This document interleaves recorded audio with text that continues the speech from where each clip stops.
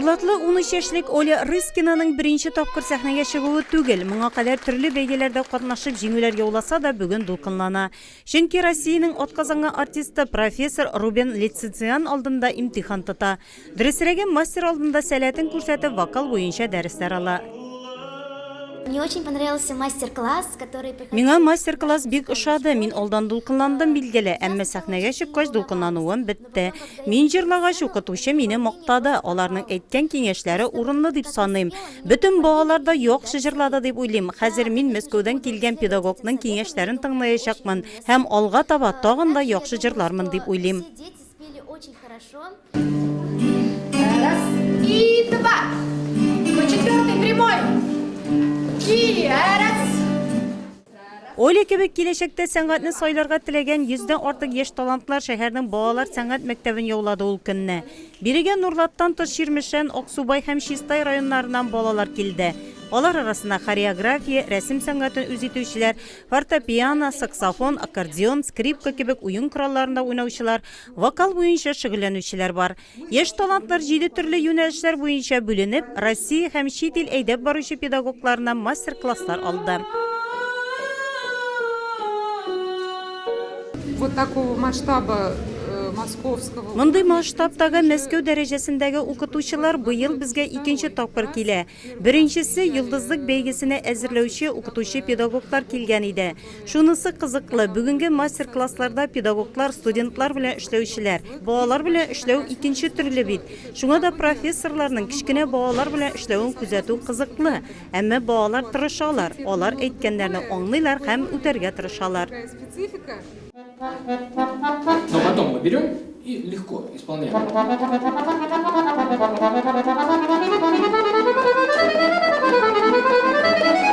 И дальше, да? Вот в таком ключе. Әлеге халыкара хәйриячелек фонды 1994 елның майында танылган скрипкачы, дирижер һәм җәмәгать эшлеклесе Владимир Спиваков инициативасы буенча оеша. Максат яшь биючеләр, рәссам, музыкантларга мастер-класслар күрсәтеп, аларның талантын киләчәктә тагын да үстереп, югары сәнгатькә чыгарга булышу. Аксубайдан килгән 10 яшьлек Никита Семенов 4 ел аккордеонда шөгыльләнә. Педагог Сергей Осокиннан мастер-класс алу яшь музыкантны тагын да рухландырып җибәргән. Мне понравилось играть на аккордеоне. Миңа аккордеонда уйнау, аның яңгырашы ошый. Миңа укытучы дөрес итеп кулны тотарга, уйнарга өйрәтте.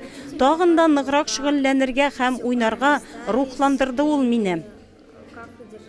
Мастер-класс – это что-то емкое, компактное, когда многие задачи сразу формулируются, и в дальнейшем даже, возможно, на мастер-классе многое может не получиться, но ставятся новые задачи. Мы видим какие-то иные перспективы и другие горизонты. И вот важно, что эти задачи формулируются, и их важно в дальнейшем в работе со своим преподавателем выполнить. Это, мне кажется, самое главное, что в мастер-классе. У тебя эти светлее будут тереть поплотнее, да? Ну вот ты, блин, закладываешь так раз, так. Нурлатниев төнгедүсе рәссамы Рөстәм Хәйруллинны яшь рәссамчылар арасында күрү гаҗәпләндерсә дә, соңрак аңлашылды. Үзе күп кенә картиналар иҗат итсә дә, Россия Федерациясенең халык рәссамы Александр Муравьевтан мастер-класс алырга ниятләгән ул.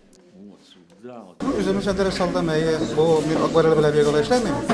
Бу Мәскәүнең рәссамы акварель белән күбрәк эшли. Аның инде менә бу эшләре миңа ошады дип әйтергә була. Ул мастер. Рәсем сәнгате юнәлеше буенча мастер-классны 24 бала 2 төркемгә бүленеп алды. Яңа техника буенча ясау яшь рәссамчыларга ошаган. Я уже занимаюсь 4 года. Мин балалар сәнгать мәктәбендә 4нче ел шөгыльләнәм. Мәсәлән, ниндидер бер әйберне ныграк күрсәтү өчен яктырак төсләр сайларга кирәк. Миңа мастер-класс бик ошады. Яңа техника, йомырка белән уксусны кушып ясау ошады. Сегодня у нас был очень интересный мастер-класс. Мы новые узнали, новые Бик кызыклы булды мастер-класс. Бик күп яңа нәрсәләр белдек. Яңа техника, аның белән беренче тапкыр гына әле. Бик якты матур төсләр килеп чыкты. Без мастер-класстан бик канәгать калдык. Мы довольны, спасибо нашему. С детьми нужно на равных всегда. Не сюсюкать, ничего, на равных. Объяснять, как взрослым учить. Они все понимают лучше нас. Моя цель какая была? Ведь они еще, вот мы уедем, они еще будут рисовать натюрморты, там, пейзажи, акварелью обычно. Мне хотелось преподать им технологию, новую технологию, что-то новое дать, ребята. Ну, всегда это интересно, правда, новое. Вот, и я предложил им попробовать поработать техникой, называется акварель плавь. Сплави. Плавь – это такая эмульсия, которая делается из яичного желтка с добавлением там, уксуса, воды и так далее, размешивается.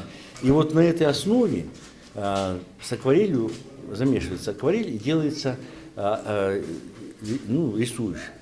Но своеобразие и этой техники в том, что она не как обычно акварель впитывается в бумагу, и в нее всасывается как бы акварель, и потом ее трудно стереть. Вот эти начинают смывать, и бумага начинает скатываться, скручиваться, и там дырка даже появляется. А в этой технологии получается как, что эмульсия с краской лежит на бумаге, не впитываясь, и бумага светится из-под этого слоя краски. Поэтому можно ее лессировать сверху, накрывать другим цветом, усложнять. Сәлетсіз балалар булмайды Мәскәүдән килгән һәр педагог. Аларны үз вакытында табарга, барларга һәм үстерергә кирәк. Андый балалар шактый.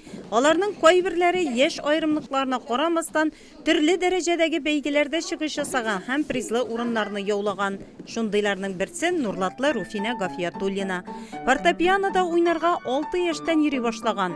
Халыкара бәйгеләр дипломанты һәм лауреаты танылган Мира Марченкодан мактау сүзләрен ишетү яшь талантка алга таба шөгыльләнү өчен зур этәргеч биргән. Әйе, бик ошады. Мин аның белән бик күп сөйләштем. Ул миңа бик яхшы дәресләр бирде. Это будет вообще совершенно не гибко. У нее это природа, но надо ломать ее все-таки, облегчить. Бармакларны дөрес тотарга, кулларны дөрес куярга, сын төз булырга тиеш. Бу яшь музыкант белергә тиешле беренче күнекмәләр. Музыканы аңларга, аның телендә сөйләшергә яшь скрипкачыларны Израильдән яңа гына кайткан һәм анда виртуозы Тель-Авива ансамбленең сәнгать җитәкчесе, оештыручы, композитор һәм скрипкачы Александр Паволоцкий өйрәтте. Пам-пам-пам-пам, сюда, да? Ла-ти-до-ре. Вот, и ты это сделай. Раз, два, раз. Ну, раз, два, раз. Балаларга балалар Владимир Спиваков халыкара хәйриячелек фонды Татарстанда Татнефть җәмгыятенең Рухият фонды ярдәме белән үткәрелде.